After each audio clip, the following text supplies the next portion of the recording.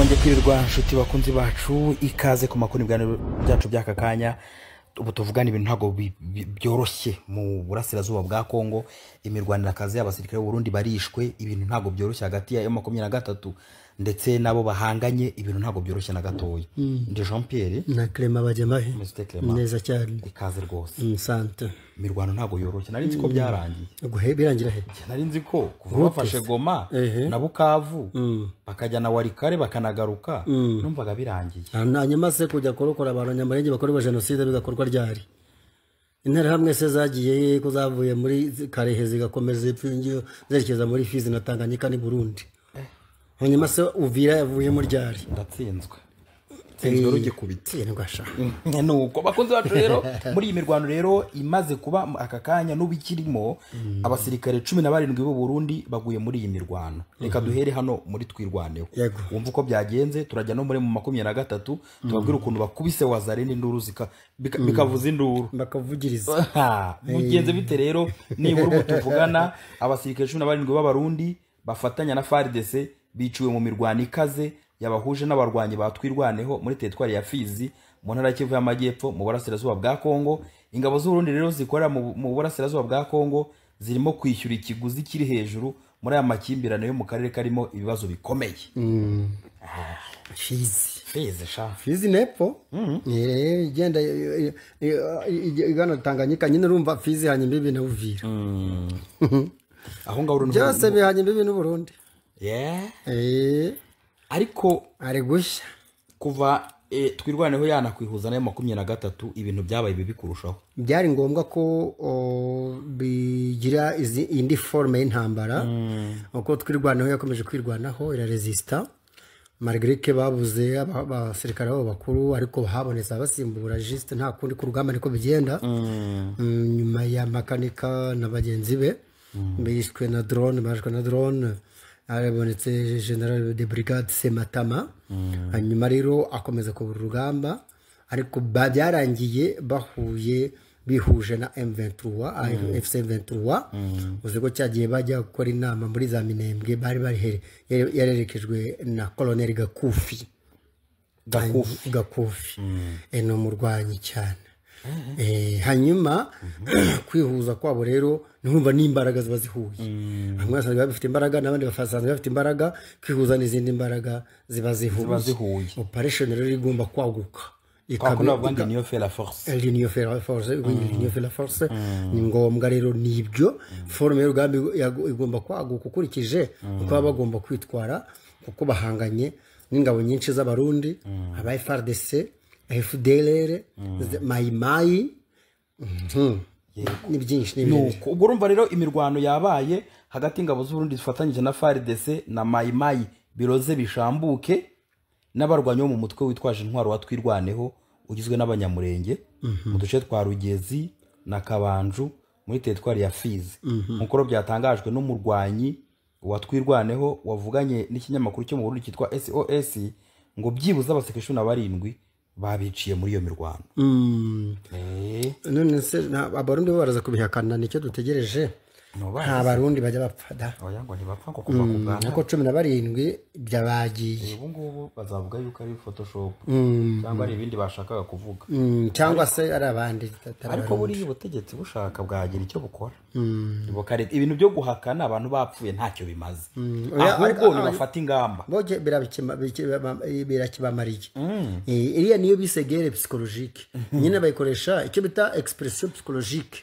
None kuvuga ngo babwira abaturage babo nyine bagumaho babyumve gutyo, nta Barundi bacu bakorwaho, barakomeye, dufite ingabo zikaze, nta nubwo zijya zipfa, nta n'umuntu ushobora kuzihangara, turakomeye mu bindiro byacu. Yarabivuze baratuza le porte-parole militaire, umuvugizi w'igisirikare FDNB yarabivuze. Ariko dejo urumva ko babacakiranye 17 bagapamo, kandi havuzwe 17 il faut voir ngo matekwa ni bangahe. Ndabo ntibashyizwaho ababitwe cyangwa za casualties, impamvu hano batabanditsemo casualties. Nuko urumva rero uyu murwanyi wingu nyine wavuze ko 17 bishwe ntago yashatse amazina yatangazwe. Yavuze ngo hari abasirikare benshi b'Abarundi bapfiriye mu mirwano, twafashe umwe muri bo hamwe na radio n'imbunda zabo. ibyombo Ego ni ibyombo ni zaravye ibyombo iyi communication ni ibyombo yego urumva ro bafashe intwaro bafashe n'ibiki communication yabo barayifite nkuko amakuru aturuka muri ako gace bivuga abasirikare benshi b'abarundi bagaragaye mu mujyi wa Baraka bitegura gusubira mu Burundi banyuze mu kiyaga cya Tanganyika. Aha bamwe abasirikare bishwe bivuga ko baturutse mu mudugudu babengwa aho bakoreraga bafatanyije na Mayimayi ya Kutumba.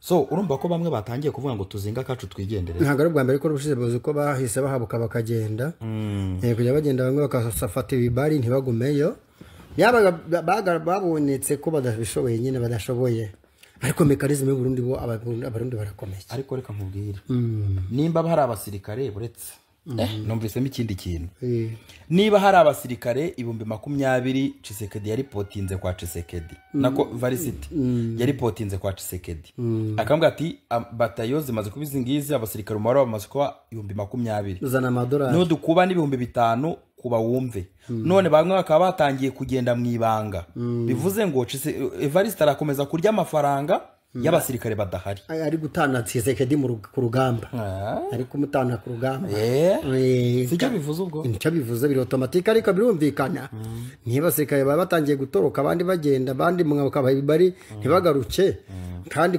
amafaranga asohoka buri kwezi nk'abantu kandi mwamwemeje ko mushoboye abarundi bamwemeje ko bashoboye kandi koko ngo barashoboye buryo ariko se barashoboye bari mu birindiro byabo da ngo baracyari ngungu abaceceka ariko bivuze se yarabivuze ariko baratuza umugisirikare nafata abanyamakuru aburiza indege cyangwa kwa steri helicopter agenda bajyana ingunga avuga ati dore ngabariya abasirikare bacu aho bahagaze muri position zabo habasha byihorere. Urumva rero ngishuro nyinshi president Ndayishimiye yagiye ashyigikira reka nsubire inyuma gato ku mugaragaro kuva hagati mu kwezi kwa 8 2022 mu burasirazuba bw'iki gihugu kinini cyo muri Afrika yo hagati ingabo z'u Burundi zemeza ko zihari kubera kurwanya imitwe yitwaje intwaro y'abarundi ikora muri ako karere cyane cyane Red Tabara. Uyu mutwe w'inyeshyamba ukorera cyane cyane muri Kivu y'Amajyepfo ufatwa na Gitega nk'ikibazo gikomeye ku mutekano w'u Burundi. Inshuro nyinshi Perezida Evariste Ndayishimiye yagiye ashyigikira ku mugaragaro ubwo bufatanye bwa gisirikare. Mu ijambo yatanze 2023 Gitega hari aho yavuze ngo iki Clement yaravuze ngo Burundi ntibushobora gukomeza kwipfumbata mu gihe imitwe yitwaje intwari itera ubwoba abaturage bacu mu mashyamba yo mu burasirazuba bwa Kongo. Dufite uburenganzira bwo kwirwanaho ndetse no hakurya y'imipaka yacu. Hano se barirwanaho cyangwa baririnda oya no kwirwanaho. Okay. Yaba rero vuba hanga mu kwezi kwa kabiri nabwo yongeye kubishimangira imbere y'abagize inteko inzego za leta aho yavuze ngo iki inzego za yagize ati abasirikare bacu bari muri Kongo guhiga abagezi ba nabi bahungabanya umutekano w'igihugu cyacu ni igikorwa cyo gutekanisha akarere. Urumva Ndayishimiye hano yaravuze yari kudefanda impamvu igisirikare cyabo kiri muri Kongo ariko wumve ko hano nta gashaka kumena ibanga nibyo nditwavuga bavuga ko bagiye kugarura amahoro ariko se bagiye kugarura amahoro cyangwa bagiye gukorera inote bagiye gukorera inote no bagiye gukorera inote ahubwo no gukongeza umuriro no kurushaho kwatsa umuriro nta kurushaho kwatsa umuriro kuko M23 yakubwira ngo umwanzi dufite NFDR nawe murundi po etre none gusa bagiye gura amahoro kwandi bayagaruye hehe ahagana he no kurumva ro mu mezi yashize uruhare rw'ingabo z'u Burundi rwaragarutse rurenga urugamba rwo kurwanya Red Tabara yagiye buhoro ifatanya na FARDC hamwe n'inyeshyamba za Wazalendo mu kurwanya indi mitwe twaje intwaro cyane cyane M23 no twirwaneho. Abo barwanyi ro banyuma barutse kwigarurira icyahoze ari indiri ya Mayimayi biroze bishambuke muri Rugezi ahari ibindiro byakoreshwaga n'ingabo za leta mu kugaba ibitero mu Minembwe no mu gace gatuyemo cyane n'abanyamurenge. Igihombo cyo ku itariki 12 z'ukwa kane ni kimwe mu bihombo bikomeye cyane abasirikare benshi bagendeyemo bo Burundi icyarimwe kuva zatangira kugira hari mu ntambara zo muri Republika ya Kongo. Amakuru rero ataremezwa neza avuga ko abasirikare babarirwa muri za 100 bishwe muri aya mezi ya vuba mu bikorwa byakorerwaga kenshi mu misozi kandi bigoye kuhagera. Ingabo z'u Burundi zarakubiswe, ibyo bita gukubitwa, barakubiswe kuri tere bamwe kugeza ku magambo psychologique ati twebwe ntidukubitwa. Ndayishimira ko gatoya nabaratuza muzobaze brigade baratuza muvugize gisirikare twebwe se tutsindwa basha twebwe oya bazokine n'abandi abarundi turabizi gukoroka tuzi ibintu byinshi nta muntu upima. Urumva rero ko bitandukanye biri kuri tere rero nshuti bakunze umunyamurenge wabonye umusaza w'umunyamurenge ze imyaka 61 yavuze ati noneho sasa we ndigiziye ngo yahoze mu gisirikare cya Tshisekedi muri 1996 ati rwose nakawe kuba ndi umukukuruke ndi mu zabukuru ariko nkurikije uko situation yimeze ndahagurutse ndagiye gufasha abana bacu ku rugamba. Yego urumva rero ko umusirikare ararasa nta mikino uko yabameze ko umusirikare asa avec precision umusirikare abazi gufunga umwuka azi guhumeka umusirikare abatuje umusaza umuntu ukuze kandi abazi gukora icyo bita command. Yego izo tekinike ni ziri militaire kandi nanone yajya kuri forere akababwiza ukuri. Yego yakana bahabura Amerika akabacucumisha gucucuma we unajua hivyo ngize ntabyize ngo gucucumishe mo gake ariko bikwebye ko ari we ngiye gucucumisha Jean Pierre ngaye ngo kumusaza yagiye rero agiye gufatanya na bagenzi be na bene wabo mugaro umutekano w'u n'abanyamurenge barugarijwe bakomeje kugarizwa n'ubwoko busabwa ngo butabarwe.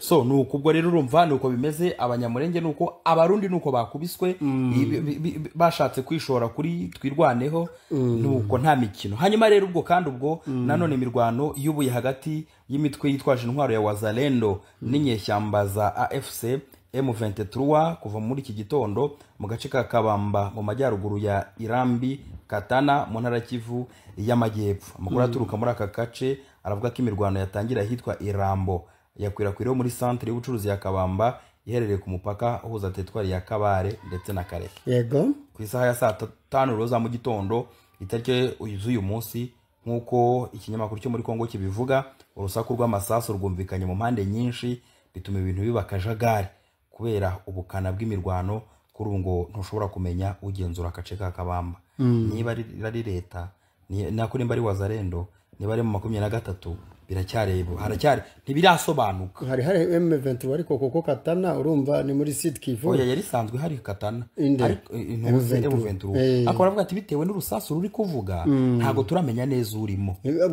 bashatse kuvuga ko bakeka ko M23 babayikuyemo cyangwa ikirimo ikaba yahashije abawazalendo n'abafardes ubwo nuko bitegereje tukazamenya report nyuma. Yego inzego zibanze n'inzego z'umutekano nabyo ntacyo biratangaza kandi byavuye muri iyo mirwano ntibyatangajwe. Abaturage b'abasivile bo baryamiye amajanja mu gihe imirwano yafata intera. Abasivile baryamiye amajanja ariko bahunga ubundi se umusivile aryamira amajanja baryamira amajanja ngo bahunge kugira ngo yirukanye bibaye ngombwa. Yego niko bimeze rwose. Nuko rero nuko muri 23 bimeze ndetse no muri izo nyeshyamba za Wazalendo hagataho inyeshyamba ze mu Ventura zafashe uduce tune twari twarigaruriwe na Wazalendo. Hagataho inyeshyamba ze mu 23 zongeye kwigarura uduce tune two muri teritwari ya Karehe na Kabare nyuma y'imirwano ikaze y'abarwanya ba Wazalendo bafatanyije n'ingabo za leta FARDC. Biravuga ko iyi mirwano yaranzwe no gukoresha intwaro ziremereye bisasu byamurutsiye n'intwaro zoroheje nkuko amakuru aturuka hari yabivuga zakomeje kumvikana kuva ku itariki 14 ahantu rero hafashwe harimo Remera Mushaku ya mbere Mushaku ya kabiri ubwo ni muri Karehe ni muri zone ya Karehe none na Kabamba ngira ngo muri Kabari. Yego Kabari nayo ni territoire. Abo basivile rero batatu nabo ngo bishwe muri groupement ya Irambi Katana nkuko itangazamakuru riri gukomeza ribivuga.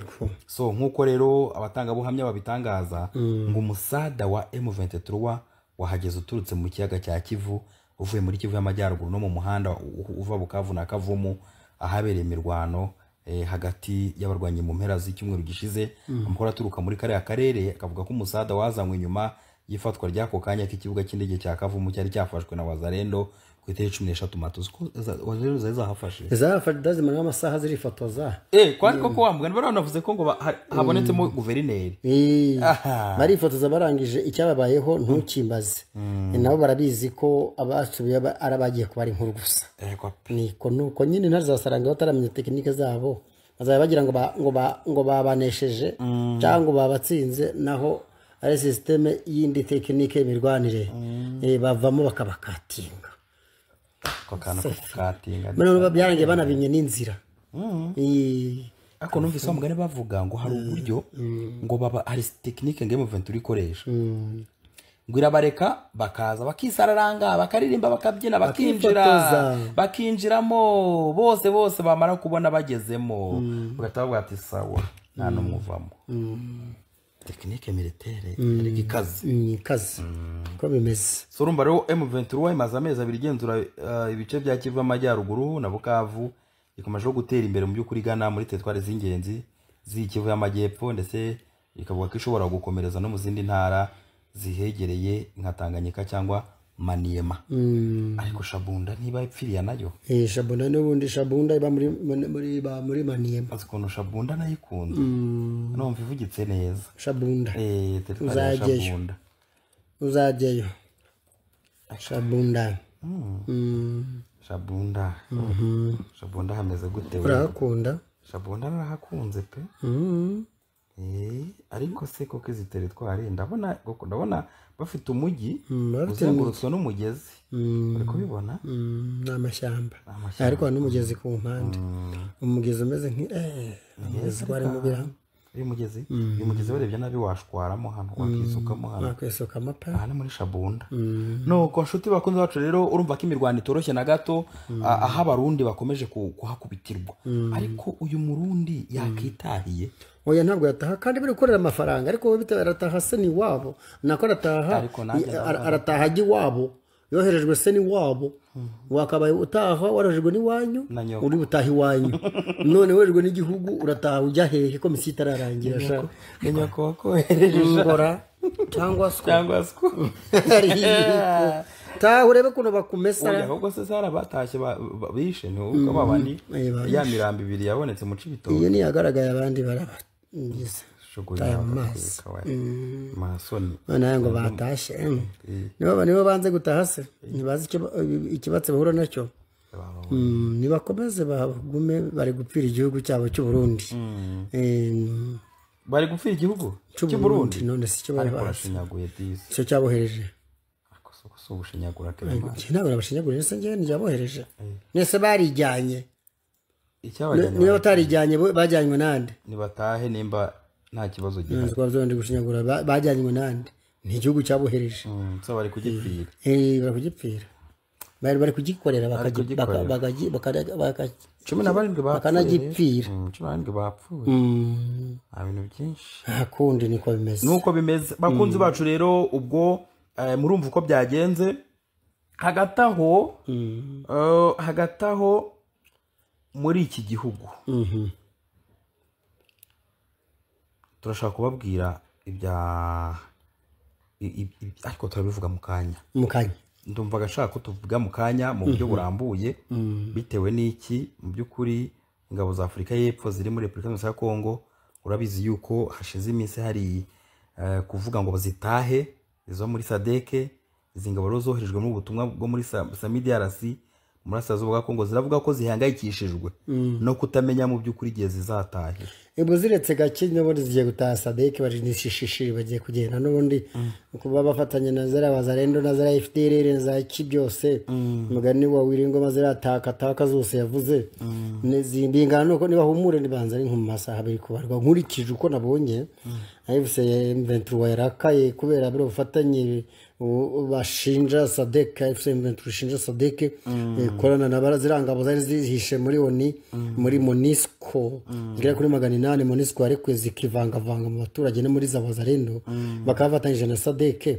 birabaha kwihuta bahumure ntibari butinde hari yako nubundi nabagambanyi ukurikije ibyo AFC M23 iri kubavugaho uko byagenda kose barataha basubira iwabo muri rero Tanzania bumva baravuga yuko batazi igihe bazatahira Ngiye kurya imyumbati. uretse wumve gato baravuga ko batazi igihe bazatahira noneho tariki 13 z'ukwa gatatu abakuru b'ibihugu byo muri sadeke bafashe umwanzuro wo guhagarika ubu butumwa bwari bwaratangiye mu kwa 12/2023 basaba ko ingabo za Afurika y'Epfo, iza Tanzania na Malawi zari zibirimo zitaha mu byiciro. Mbere y'uko rero ubutumwa buhagarikwa, ntabwo izi ngabo zari zigifashe za Kongo kurwana mu ihuriro rya FC kuva ryafata umujyi wa Goma tariki 27 z'ukwa mbere. Zagumye mu bigo byazo zitegereza gucyurwa. Kuva abakuru b'ibihugu bya SADC bafata umwanzuro wo kuzicyura, nta cyiciro na kimwe cyazo kirataha, bitewe hano nuko ikibuga cy'indege cya Goma zagombaga gukoresha gifunze. Iki kibuga cyafunzwe bitewe n'imirwano yahabereye mu nkengero za Goma, yasize cyangiritse ndetse gitegwamo n'ibisasu. Tariki 28 z'ukwa gatatu SADC na FC byemeranyije ko bizafatanya mu kubitegura, ariko umubano w'impande zombi wongeye kuzamba. AFC yashinje ingabo za SADC uruhare mu gitero cyagamwe mu burasirazuba bwa Goma, mu burengerazuba bwa Goma mu ijoro ryo kwa 11 rishyira mu kwa 12 Mata. Sobanura ko cyari kigamije gufata umujyi wa Goma. Bamwe mu basirikare ba Afurika y'Epfo batangarije ikinyamakuru EOL kiwabo ko bahangayikishijwe no kuba bakiri mu burasirazuba bwa Kongo batazi n'igihe bazacyurirwa. Kugira ngo abasirikare babeho babikesha AFC M23 kuko niyo ibafasha kubona ibyibanze birimo amazi. Iri huriro kandi ribarindira umutekano mu buryo buhoraho kugira ngo udahungabana. Ubyumve, iki kinyamakuru cyabajije ibiro by'umuvugizi w'ingabo za Afurika y'Epfo ku hazaza haba abasirikare, bisubiza ko SADC ariyo yatanga icyo gisubizo.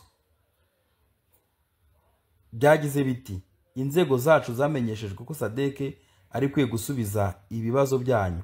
Tuzakomeza gukorana na SADC mu gutanga ubufasha. SADC yemeje ko yatakarije abasirikare 18 mu rugamba rwabereye mu mujyi wa Sake mu nkengero zawo mbere y'uko AFC M23 ifata Goma. Inkomerezo zakiwe zinyuze mu Rwanda nyuma y'ibiganiro byayobowe n'abahagarariye umuryango w'abibumbye.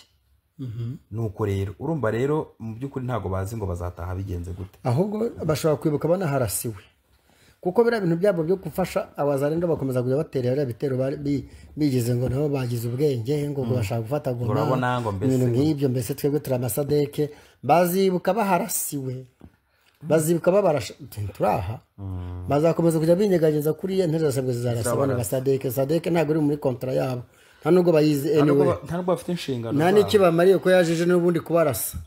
ubundi zirandi z'amatekwa, ndetse z'amatekwa ziri kwibaza bazi biki bazazifungira bazijyana yandi nkubwira. Mbese muri Rwampyisi arahamenyesha Rwampyisi no muri Rubari. Mbese nuko rero tuti bakunzi bacu no mu dukurikirana kuri Shami TV, nuko ku rubuga rw'imirwano ibintu byifashe.